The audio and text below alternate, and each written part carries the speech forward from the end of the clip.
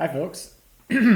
Okay, so um, I think I'm starting to get into a groove of all of this. I think I'm starting to like figure out what the stream is actually for, and perhaps, gosh, I just showered, so uh, what um, what I could best do with this time that I'm streaming, right? Because I've decided I'm going to commit to streaming. I'm going to do it because I think that I can be more productive doing it, but also I can maybe like occupy a different niche in terms of streaming.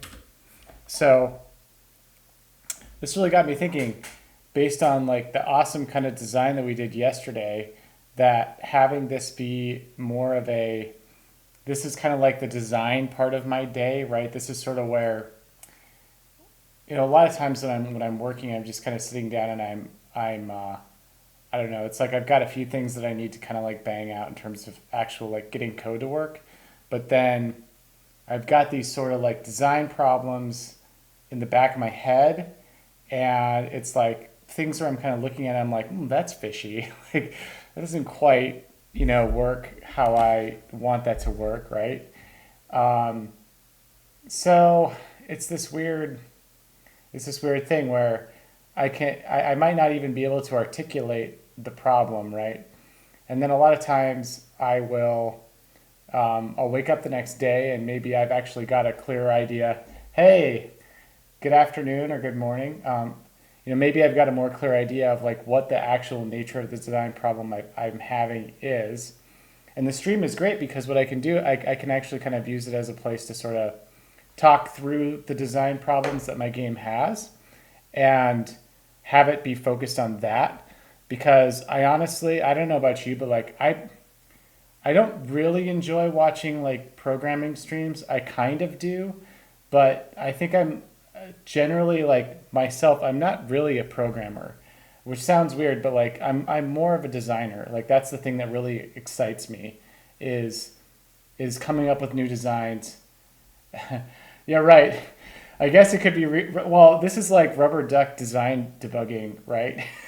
So this is like maybe you can be my like rubber ducky for the design problems that I'm running into, and then later like then oftentimes what I do is after I'm done with the stream, I'll go and I will I'll write the code that makes the new design work, right? So like I'll just get it working, and then usually, not always, but usually by the time I'm back on stream, I've kind of solved that problem, and then I can talk about the next design problem, whatever. So it's kind of what I've been doing, um, which naturally. So yesterday after yesterday's stream, I got a few things actually up and running. So I'll just kind of run you through this really quickly. A lot of stuff has changed. A lot of stuff is here, and it's probably going to be gone, or I'm not really sure what to do with it yet. But yesterday's stream, we basically walked through the concept of resources in the game. So essentially, you can kind of build your deck out towards these resources, right? So here's kind of like a stone, right? It's just one example of a resource, um, and I can build my deck towards this resource. So I can put in joists, I can put in a panel, and I only get so many kind of like actions that I can do per turn in order to um, in order to in order to build. So I've got guys that are going to come at the deck, and notice like they kind of bounce off the rocks. That's something new that I put in. So they actually collide with the resource tiles, which is neat. So I'm gonna skip that. And I'm just gonna kind of post hole around this. And one thing that you notice is right here it says I've got none of this. I've got none of my resources, right? I've accumulated none, and I'm not making any per turn, right? So the way this works is I gradually build my deck toward the resource, and then eventually I build my deck around the resource. And building the deck around the resource, it like incorporates it into the deck. And so once it's incorporated into the deck, then I start collecting some amount of that resource per turn, right? So it'd be something like I just have this set up as like the default is one per turn. Okay. So I'm just gonna get to a point where I can show you that I'm doing that, right? And then, actually I don't want to use the board, so right click that.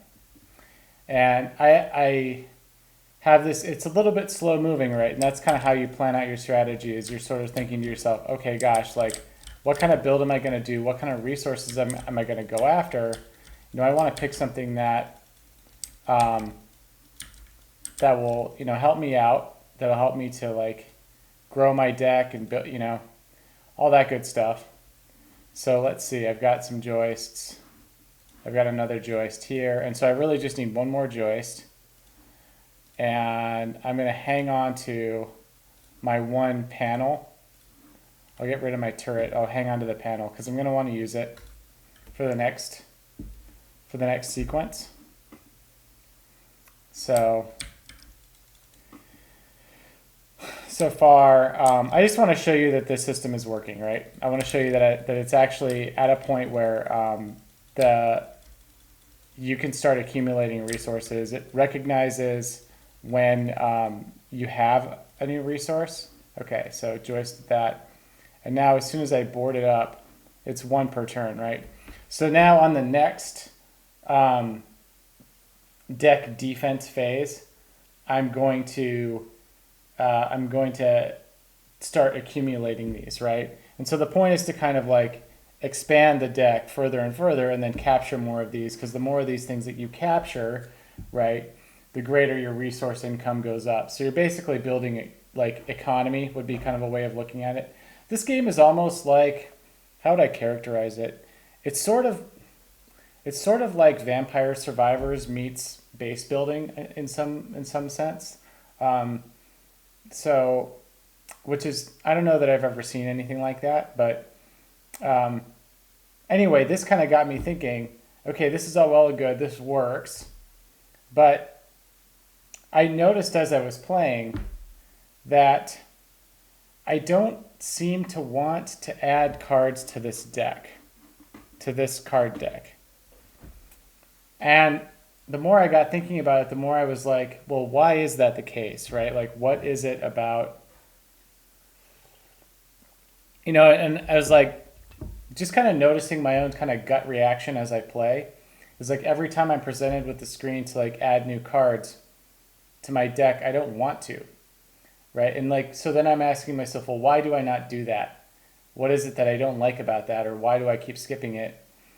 And it dawned on me that it's actually like the game is asking me to do a lot of card counting and a lot of balancing of my own deck, the card deck. And it's not a kind of strategy that is fun or interesting or something that I would want to do. So for every new kind of turret card or new kind, maybe it's like a new defense thing for the deck, or something that you, maybe, like imagine that there's like 10 different turrets or like 5 different turrets, and like maybe they got like all the elements, right? Like one of them shoots fire, one of them shoots ice, one of them shoots poison, you name it. That's just an example. That's not necessarily what I'm going to put in the game, but it's just an example. Every time I add one of those new turrets into my deck, it affects the balance of the cards. And it makes it so that now all of a sudden my card is, or my deck is like balanced more in the direction of turrets and placements and that kind of thing. And it's less balanced in the direction of essential building materials, right? Which are the post holes, the joists, and the boards, like the panels. So essentially, for every one of these things that I add to my card deck, I have to then balance it with one of these and one of these and one of these, or else I won't be able to continue to build at the pace that I've been building. Every time I pull new cards, I'll be in this kind of crappy situation where maybe I draw like 5 turrets, and then there's like one post hole and one board, and I can't like expand the building of my deck, right? So this kind of got me thinking, and these are the sorts of like decisions that you have to make, I think, as a designer. you have to be willing to just completely throw something out when it's not working, right? To just say, okay, well, I started with this card deck concept, and that's what I thought I wanted, right? Or at least like I thought that would be kind of cool in terms of like getting at the joke in the game. But as I play, I'm noticing that this just is not working. like it's it's it it's a little bit too heavy-handed, and it has this problem. And the way that I can characterize the problem is, okay, wait. So I'm gonna actually ask. Right, exactly. What is a board? Um, Better question. Where do you get your inspiration from? Yes, I do play board games. I do get inspired by them. I don't play I don't play as many board games as I play video games. So I'm not like, I have friends actually that are like way into board games, and they collect a bunch of them. And then so like they're kind of my people that I go to, and we play those. And I'm always trying to try the new ones. I really like the European style ones, like Catan, Ticket to Ride is pretty good. Um, Basically, things that are like I find that the European board games are a little bit more elegantly designed. They're a little bit they're not as like, I don't know. There's always this joke about like European board games versus American board games. Um, and it's actually like the term is like Euro style board games and then like Ameritrash. So, so I guess like American board games are like, we just have a lot of dice and things are powerful and they're Star Wars themed. and uh, so that's kind of why I don't really like American board games, is because they don't really feel as strategic as say like a game like Settlers of Catan. But I do like board games. I try and get some inspiration from them. The thing is, you can't take things too directly from board games because they they don't have the same constraints as video games. Video games are a lot more unconstrained in terms of like what you can do with the possibility space, because you're running on a computer, so and like the computer can just execute the logic. So you know that's kind of why I don't really design my video game prototypes with paper as much, because why would I do that? I'm not constrained by paper. I have a computer. I can like actually, you know, um, program it in, and if I do it relatively low fidelity, I can move at a reasonable clip. So hopefully that answers your question. Um, right, and so yeah, what you're also mentioning. I hope I get your. I hope I pronounce Joao. I know that's Portuguese. Um, yeah.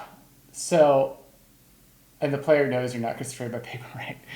Right. Yeah. Yeah. So I mean, there's a number of like video games I can point out where it's like it's very constrained by the fact that they designed it on paper, and so it's like they very much saw the design process as like separate from the development process, and I'm not that kind of person. In fact, I really strongly believe that there should be more people who are both designer developers, right? Like they can hold the design knowledge in their head and they also know how to program. I think that's just like a completely winning combination, because you can prototype faster than pretty much anybody else and you can just come up with these amazing things. So, but I want to kind of get back to the question at hand, right?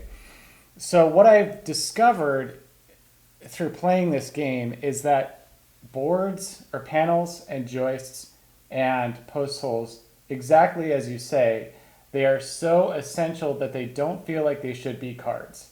I think that's exactly right. And then it kind of becomes this question, because sort of the yeah, cards should be extra items, right?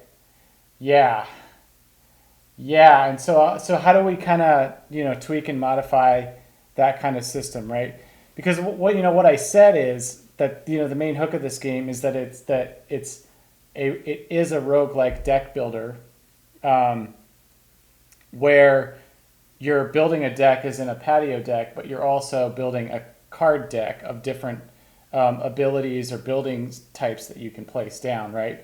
And then what makes it a deck builder is the fact that the two synergize with each other, right?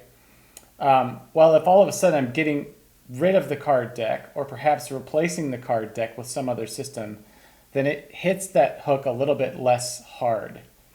But I think that's okay, and I think that's better.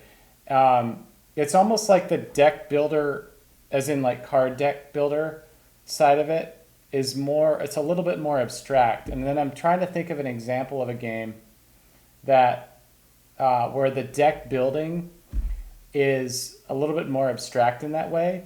And actually, the game that I think that actually, you know what I need to do is I was gonna play it because I wanna get my game controller. So I think I'm gonna go run and do that. Go get my game controller and play it. But the game that I'm thinking of that does that really well is actually Hades. I'm not sure if you've played Hades, but I actually want to play it a little bit. I want to start doing a bit of a playthrough just as a way to kind of show how this game is a roguelike deck builder. Not necessarily in the sense of that there's cards in a deck, but rather that there are abilities that you can choose throughout the run that stack on each other. So I'm going to go grab my game controller, and then I'm going to just do a little bit of a run through and kind of show you what I mean. And then I'm going to talk about how that can, how we can maybe use some of the design lessons from this game to revamp or reconsider how to put the card deck building aspect into this game in a way that works for the game that it is, right? So I'll be right back.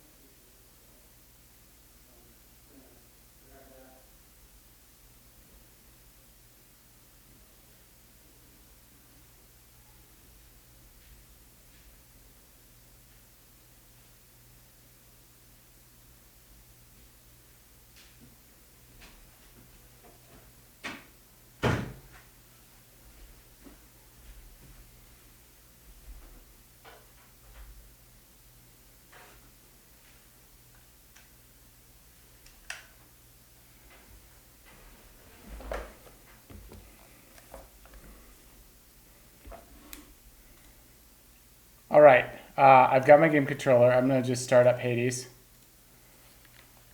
Play. I always find this a little bit weird that like they ask you, the user, what kind of graphics APIs you want to use. Like, okay, I'm a programmer.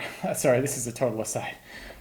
It's like I'm a programmer, but like, so I know what this stuff is, but like, why would the average player know or care about any of that? It's just so bizarre to me.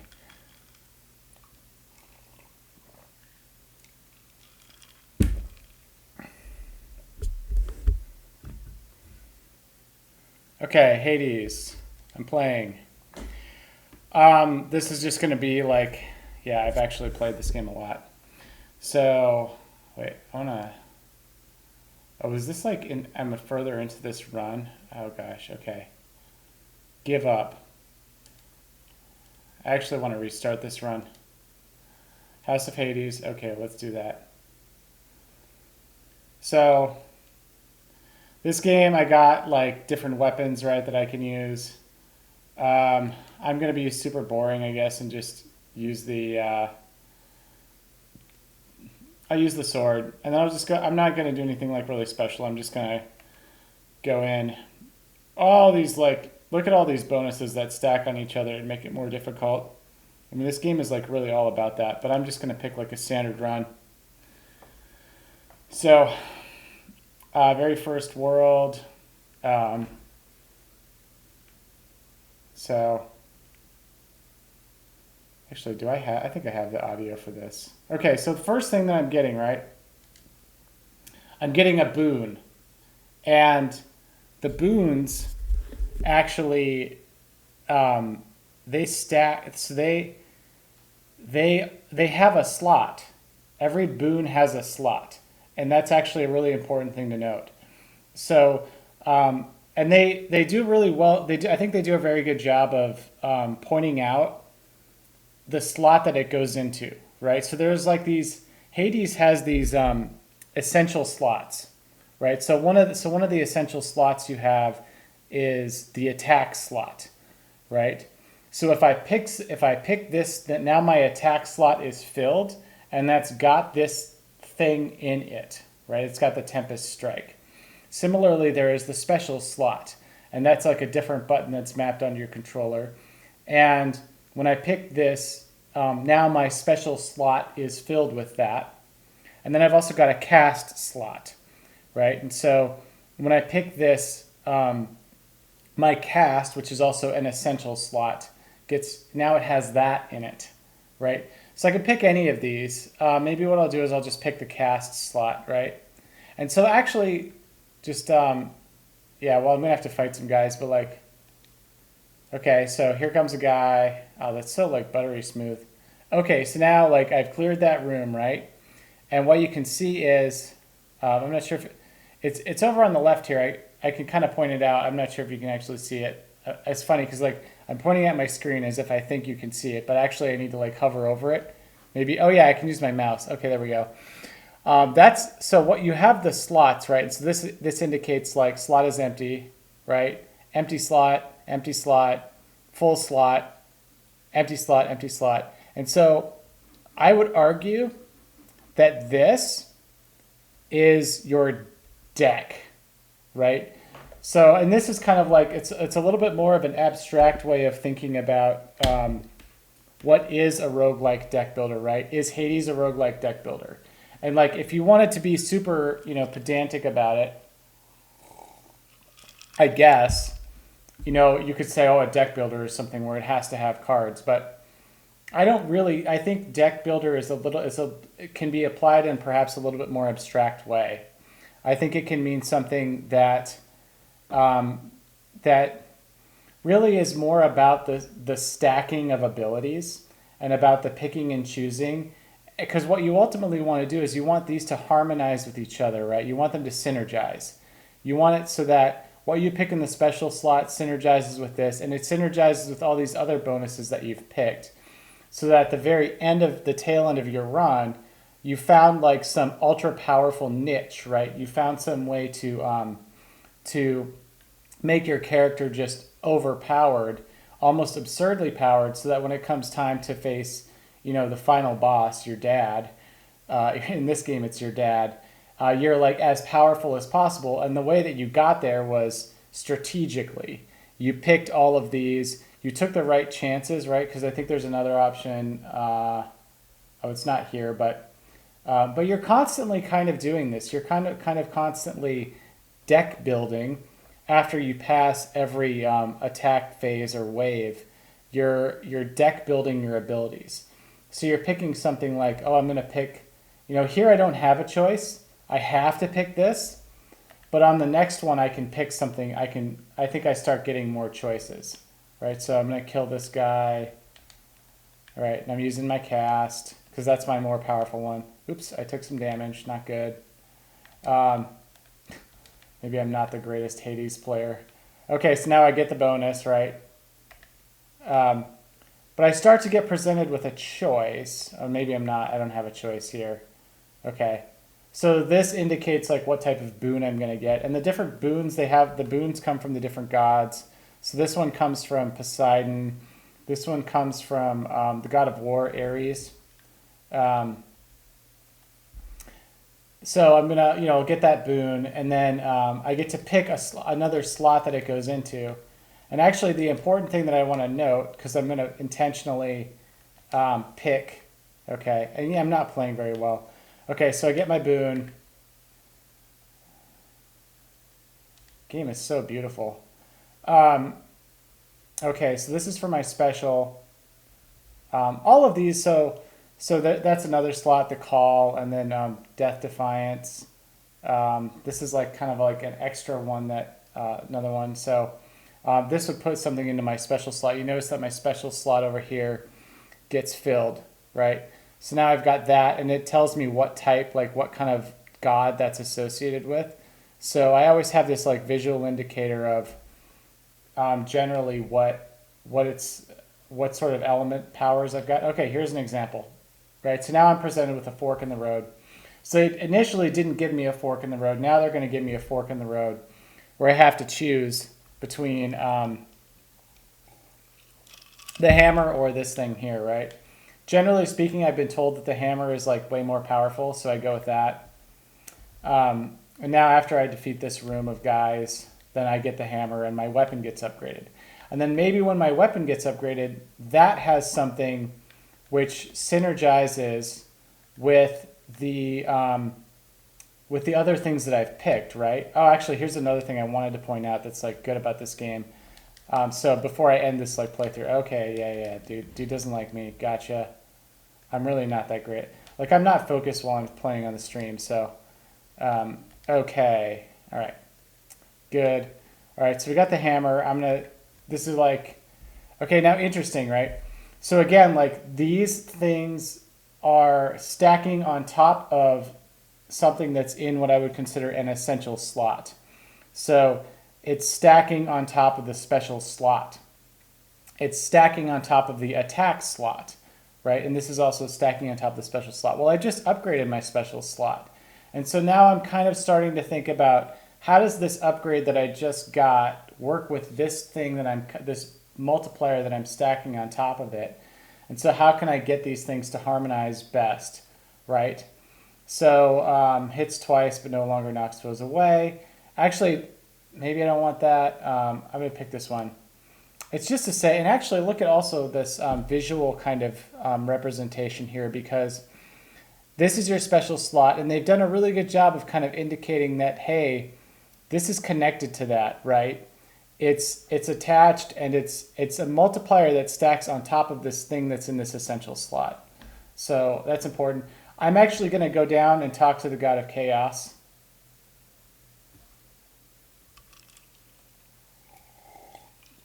It is just chaos. It's not obviously not the underworld. It's some cosmic place. But I wanted to show you this too because it's just chaos. Okay. Yeah. I don't care about the story. Yeah. Great. Whatever. I'm really not a story guy, if you can tell. Okay. So, this is interesting, right? Because now, you'll notice what it's also saying is for the next 4 encounters, I cannot earn gold, okay? So I'm taking a penalty, and then afterwards I get a bonus, right? Which is like one extra cast, right? Well, a cast, that's a slot that I filled. So if I get this one, then I'm double beefing up this thing that I've already this essential slot. And so remember, this doesn't replace, this is an add-on to the slot. It's something that buffs up whatever is in that slot, okay? And it's similar with, say, okay, this one, your life total is reduced by 45, afterwards any extra. So if any previous bonuses that I had got had to do with like money, right, or gold currency, then I might choose this one because it would start stacking onto this other thing, but I'm not going to choose it because it wouldn't really stack. And now, some of these are just powerful all on their own, and you just pick them anyway. For the next 4 encounters, you take plus 25% damage. But afterwards, so this is a little bit more of a generic one, right? So all boons have an extra like 17% chance to be rare or better. So you would pick this because this is like very long game, which I kind of like. This is probably one of the better ones, I'm guessing, because long game, that one's really going to stack much more so, because as you're playing through the whole thing, you're just going to get better and better stuff on every room, and then all of that's going to stack better. So I would probably pick this one. But I'm actually not going to, and then you're presented with even more decisions, right? I'm actually not going to continue playing because I sort of think that I've made my point about the way that I think Hades is a roguelike deck builder, right? So I think Hades is a roguelike deck builder because it it has these like essential slots that you can swap out and improve. Like if I get another boon for the special slot, I have to make a hard choice.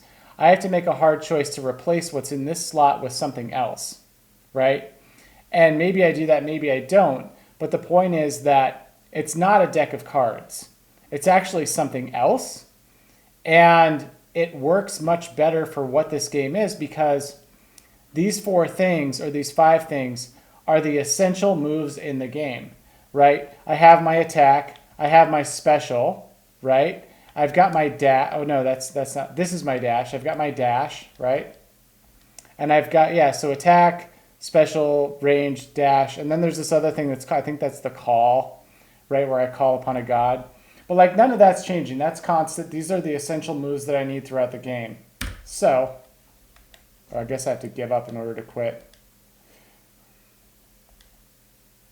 Okay, I quit playing Hades. Back to actually designing my game. Okay, so let's answer some questions. Oh yeah. Aren't most roguelikes a deck builder? In most, yeah.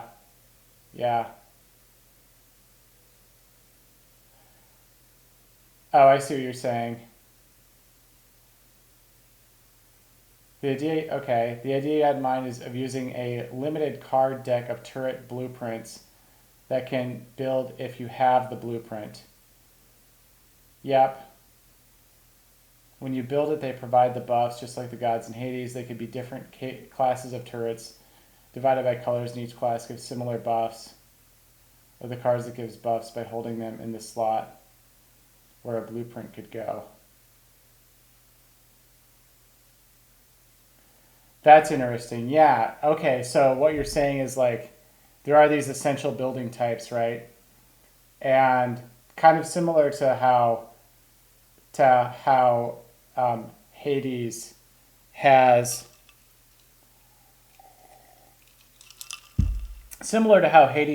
the slots, right? So I guess in my game, I'll run my game just to right. So every maybe now I'm not sure exactly how one defines the slots, right? Because I suppose the way you could group, it doesn't really matter. I mean, you could group them in different ways, but that's more of like how you present the UI. It doesn't necessarily cut to the core of it. Because what we've got is essentially these are all structural building, right?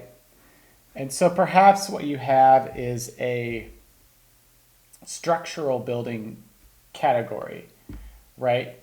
And maybe that structural building category has a number of different, as you say, blueprint slots that you can fill. And maybe what you have to do is make a difficult choice to swap one of those out, right? So if there are different kinds of post holes, then you have to make a choice to swap that with something else that maybe it's got some different pros or cons, right? But you have to have that choice. Or maybe it's something where as you progress through the game, you can get additional essential building slots, right? So maybe I start with 3, right? 1 for post holes, 1 for joists, and 1 for panels. And then as I progress through the game, perhaps certain actions that I do or certain bonuses give me an extra one of those slots that I can fill, right? And then I can pick more of these abilities, more of these different building types that I can put into that slot, right? Similarly with like defensive turrets, right? So maybe there's a separate slot just for defensive turrets, right? Some kind of ranged turret that's what I would argue essential. And then as you progress through the game, maybe what you do is you unlock another slot, or maybe this might even be in some kind of like, we could try out a lot of different things, but maybe that's in a miscellaneous slot where it really is up to the roll of the dice on every turn what kind of cards you get in that sort of miscellaneous slot. So like maybe I only get like 2 or 3 choices, or I start with one choice, and then maybe later on I unlock the ability to get like 2 choices per turn or 3 choices per turn, and then I can pick from one of those, and all of those will probably cost resources, right? Because they're not going to be something that can be instantly played, right? For a lot of reasons, because you don't want the player to get overpowered too quickly without any strategy. You kind of want you want there to be a little bit of a gate on that. So the thinking is, based on kind of what I see in Hades and like how it's a roguelike deck builder, I want to replace this card deck with maybe 3 slots to begin with, or just like like some kind of building slot. And you can always, the design change is you can always play those on any turn, but they always have a cost, right? So maybe what I have is, imagine that there's like just kind of ever present on the screen. There's post hole, joist, and then panel. And then there's like over here in this menu, there's action points, right? And maybe instead of I have 7 cards that I get to use per turn, I have 7 action points or 6 action points, however many action points are relevant. And then to play a post hole, that costs an action point. And to play a joist, that costs an action point. And I can pick and choose, like I always have these, right? I can always do them, but they cost action points, right? And so then that runs out. And then there are some, then there are extra special buildings that you're going to get that kind of go into that other slot that not only cost action points, but they also cost resources. And kind of what I'm thinking will make a lot of sense is if the better cards, which is kind of a thing that Factorio does with science, which I might go and bring that up just as a point of reference. Factorio does this with science, where like the most accessible things in the game are also they require you to produce the easiest kind of science, which is like red science. But then at the best things in the game, right? Like the most amazing things like artillery and the Spidertron and all that stuff, that requires you to have like 6 different kinds of science, right? And in order to get those 6 different kinds of science, you have to complete a lot of objectives that are they have a difference in kind, or not just they're like fundamentally different objectives in terms of like the kind of resources that you have to get. So this game could have multiple different kinds of resources, and they're not always easy to unlock, right? So some things are going to be like harder. Some of the newer resources are harder to unlock. And then the better cards don't just require 1 resource or 1 action point. They require you to go and combine different resources together, or maybe synthesize some of those resources, right? And then you get that, and then you can use it to build that card. So it sort of makes you have to make more of those trade-offs in terms of how you expand your deck to get those better cards, if that makes sense. So it's kind of a lot to say about it. So I'll take a second, just kind of discuss some of the things we talked about. Yeah. So going back over kind of the chat, the essential building stuff is like, yeah, it's like a dash, or it's like attack, or it's like specials are in Hades, right? Where these things are they're essential. You don't even really, you shouldn't be thinking about them. I don't want to be balancing them in my card deck, right? I don't want to like have a big card deck where if I add a new kind of like turret or a new ability, then all of a sudden I gotta like, now I gotta like rebalance my deck. Like that's not, a fun thing to do. That's, that's I want to only put in the things that are fun. Right? I don't want to put in the stuff that's like tedious and kind of, uh, just it's there's no actual like interesting strategy to it. It's just, oh yeah, I added a new card. Now I got to rebalance my deck, and so I'm just doing that. I don't want to do that. So um, I'm obviously not going to be able to program all of that design on this stream, um, but that's the general direction that I want it to take, if that makes sense. So so you're also saying it could take stamina to build stuff, but there isn't a need for a literal card for the building types. Yeah, yeah, and I'm not like I said, I'm not really sure how this all shakes out, right? Because the it's the building phase is really important. You're going to get better and better at buildings, and they're going to cost something to do. And I think maybe that's the building phase is what um, it's what sort of sets this game aside, or like maybe makes this game stand out a little bit more from something like a Vampire Survivors. Where Vampire Survivors, you know, again, no judgment, right? Like I think a lot of people they want to judge that and they want to say, oh, that's a bad game, and how did it make $1 million? It's like, I don't know, man. Like games that make a lot of money, like they do that because they found something about human psychology that like people find interesting, and so, um, but maybe that formula could be expanded upon and made more strategic and made perhaps a little bit more interesting, right? Maybe this is like that game, but there's more of a building component to it, which I always like. I like games that are kind of um, like 4X games. Although I think the 4X genre is kind of fundamentally flawed in a lot of ways, um, which is why I think you're seeing less of the 4X genre these days. I think 4X has kind of been replaced by roguelikes and by deck builders. Um, I think the reason for that is fundamentally the 4X genre depends on having sorry, yeah, maybe I'll stop. I'll finish my thought. I think the 4X genre depends on having a sophisticated AI that is never really possible to achieve, right?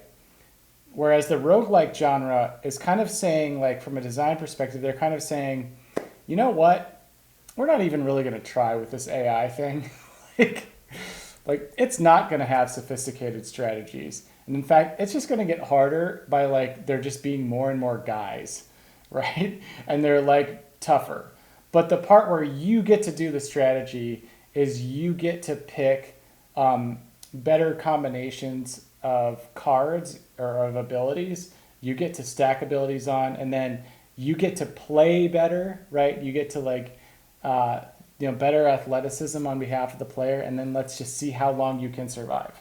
So I kind of think like, in a lot of ways, I think a reason we're seeing so many more roguelike deck builders is it's more of an acknowledgement of the fact that um, that AI in games isn't very good, right? Fundamentally. Like that's also kind of why I think the real-time strategy genre, quote unquote, died. I don't think real-time strategy died so much as people acknowledged that um, they were never able to make sophisticated AI for games, right? Sophisticated opponents for a real-time strategy game. So I think RTS thrives when it's another person versus another, when it's people versus people. But I think that um, it's no longer viable as a single player game, right? Because they can't make the AI, and they probably never will make the AI sophisticated enough to where you as the individual player would want to play against it. You'd always be able to find like hacks, or you'd always be able to find like a way around it. And then conversely, if it's almost too, if it gets to be too sophisticated, you might actually alienate a large part of the general audience, because I think a lot of people don't necessarily want a real challenge. I think they want something that's just kind of like fun, something that.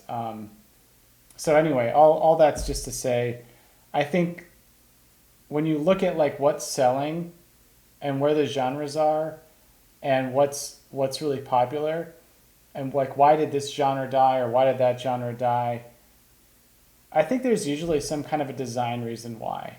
I think it's like some kind of an acknowledgement of, we tried this thing and it didn't work, and now we're trying something else, right? Or like we're kind of acknowledging the weaknesses of that design and we're going to try something else. So um, anyway, I'll get back to the question. So link the resources, stamina included, directly to the building instead of creating the abstract constriction of needing a card. Yeah. Yeah. Right. Right. Yeah, exactly. Yeah, I think you bring up a really good point too about imagine, say, because like in StarCraft you have AlphaGo, right? Um, or no, there was AlphaGo and then there was Alpha Star, right? And those are like neural like large language models that were designed um, to beat people at Go, and they did actually beat a guy at Go, and then they also beat quite a few like high level StarCraft players. So we're actually able to train these models to do that kind of thing, right? To play, against some of the very best players. But then I don't know that the average person really wants to play against a model like that, right?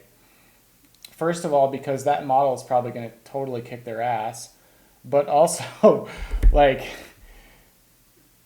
I don't think I think people want to play against other people that are similarly skilled.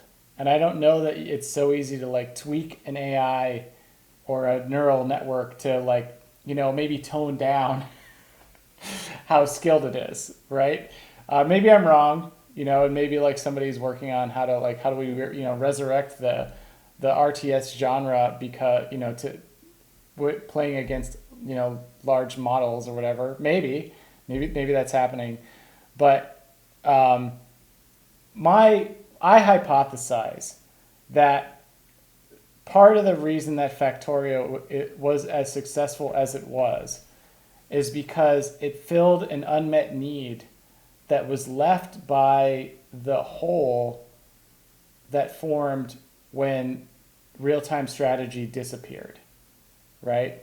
Because there's a lot of Factorio that's like a real-time strategy game, but what it does is it takes a slightly different, it takes a slightly alternate design course, and it says, we're just going to toss out the possibility that the AI is sophisticated in any way whatsoever in terms of the building strategies that it employs, in terms of its attacks, in terms of like, we're just going to go from the assumption that the AI is not sophisticated. We'll do that. And then we'll make the game more about how you build and automate your production and gain power. And so then we're just going to make the bad guys bad by just being more powerful, right? So they just get more and more powerful. There's more of them. And then you have to counterbalance that by building out better automation so that you can defend yourself better, right? And it turns out that actually is a winning combination. That's exactly what people want. It's acknowledging the weakness of the previous design and then coming up with a new one that's much, much better, at least for a single player experience. So I guess I've talked a lot. I don't know that I don't think I'm going to really be able to program this slot concept I need to kind of design it as well.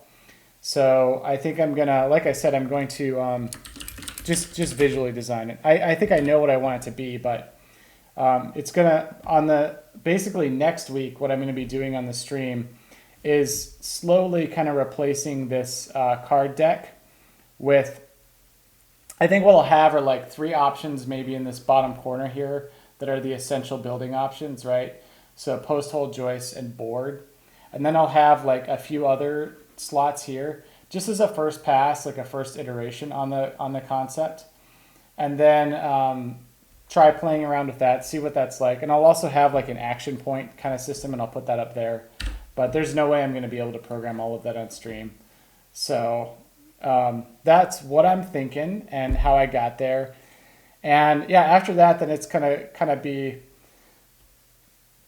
making the game even more sophisticated. Um, the mouse dragging is stressing you out. What do you mean? I'm curious.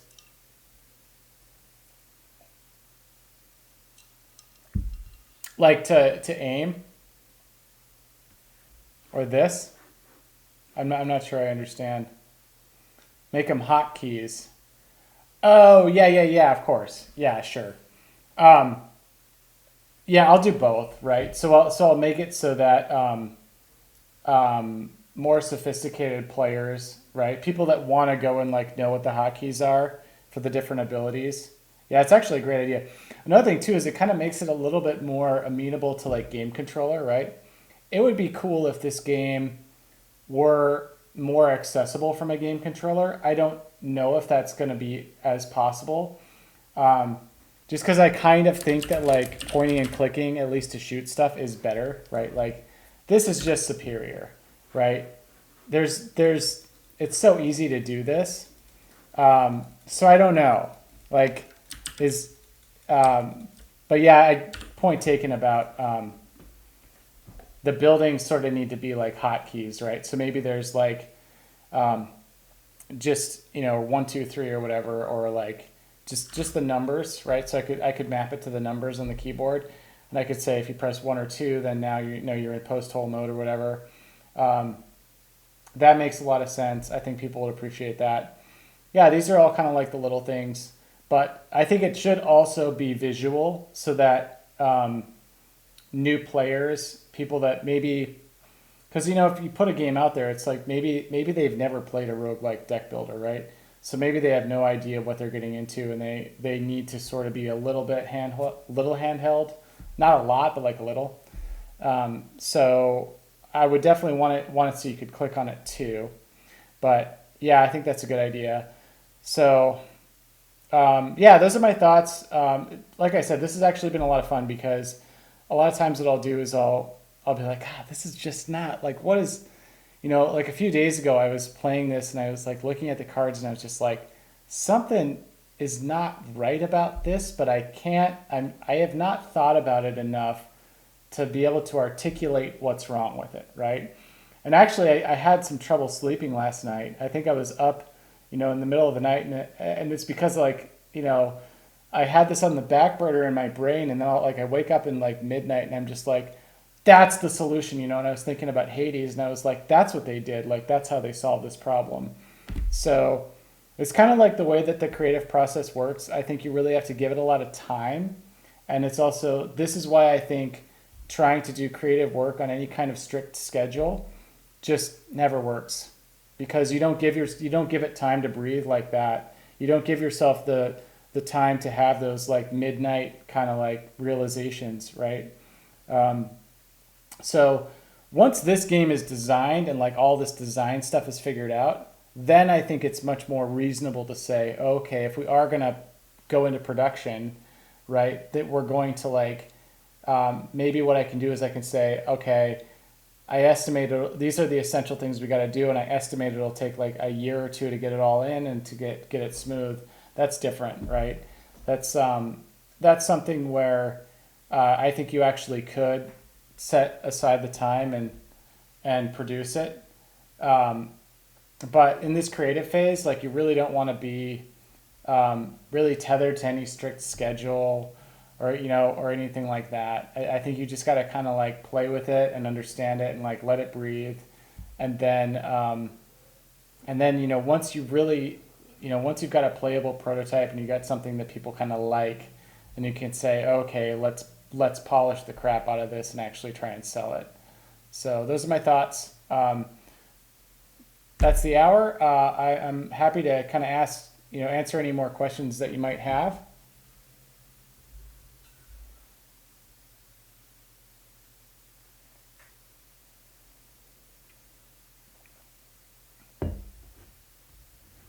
It's going to be fun. I mean, I think by next week, this design is, I think, going to start really coming together in a much better way. Um, but I think this is like a core problem that needs to be solved right now, because it's really that deck building part is just, it's not what I want it to be, and I think we get there um, by making some of these hard choices, by being willing to kind of kill our babies and say, yeah, this card thing, like I maybe thought that was good, but like, it's just there's something wrong with it. So um, anyway, I think I'll end the stream now, and I very much appreciate all of you. Thanks for watching, and I'll be back next Monday, Monday through Friday, at 11 o'clock Eastern Standard Time. Um, if you like this, I have a mailing list. I usually put it at the link in the description, and I'll keep doing these and keep showing up. So talk to you soon.